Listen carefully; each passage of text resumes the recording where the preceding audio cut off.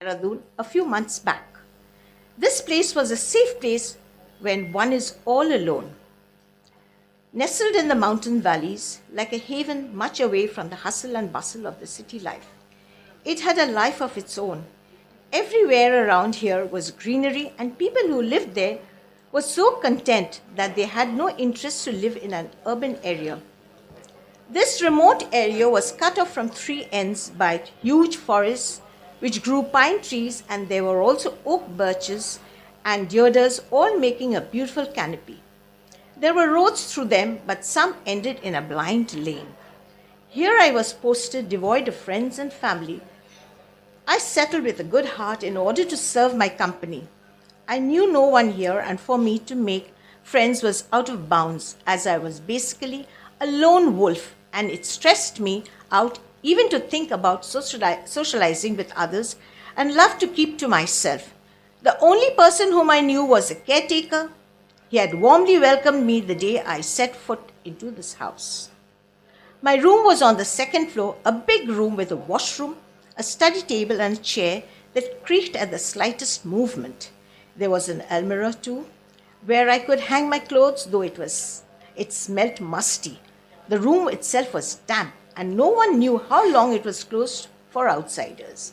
I had to accept all in whatever condition I was to stay, as this was the place allotted to me for the few months I was to work here.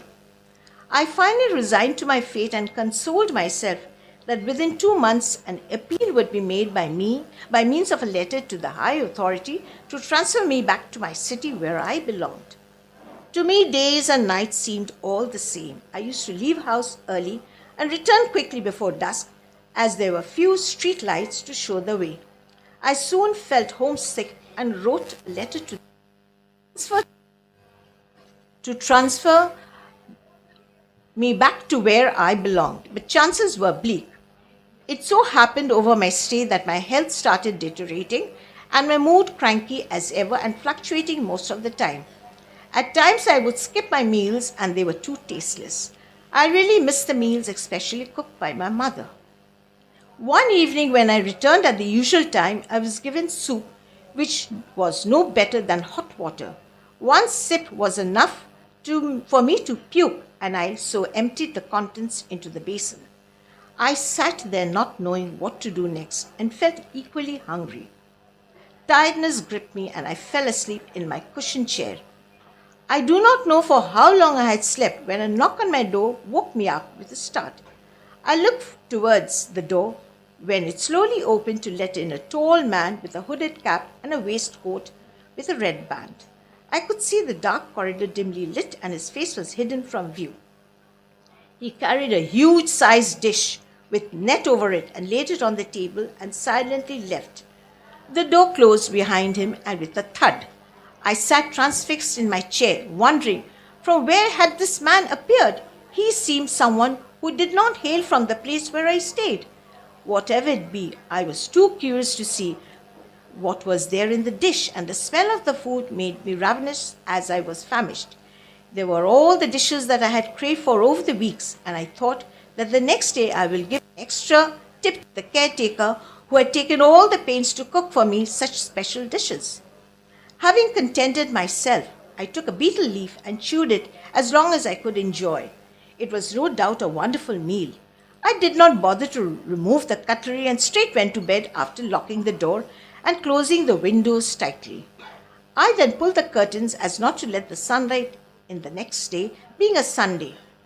It was around 10 o'clock when I woke up in a dark room. I slowly left my cozy bed and opened the windows and pulled the curtains apart. The dark room was full of bright light, but something caught my attention. I was surprised as well as fear had crept in me. The room was spick and span. I could not see the dish nor the leftovers, and all things were, even my clothes were kept in their places, which I had thrown all over the bed. I opened the cupboard only to see everything kept so well and orderly. The room was also swept clean and the place smelt no more musty. I had weird thoughts coming into my mind. Who could have entered a room, and who could have cleared the table and the room which was closed? I asked myself. I did not say anything to the caretaker, but told him not to bring me food for dinner, but told him not to bring food for dinner, but as I would not be hungry during the evening. As usual, I sat at my table to complete my assignment and was so deep in thought that I never saw the hooded man enter and leave. Unmindfully, I looked up to see the dish fully arranged with the best of curry and fruits. Now I was in two minds whether I had to foot the bill for the palatable cuisine served or to pat his back and wish him all success. In the afternoon, I visited the caretaker and warmly smiled and told him about the dishes he had served and asked him about the person who came to serve me my dinner every evening. He was taken aback and with frightful eyes said, "Sir, I hope you have never spoke to him."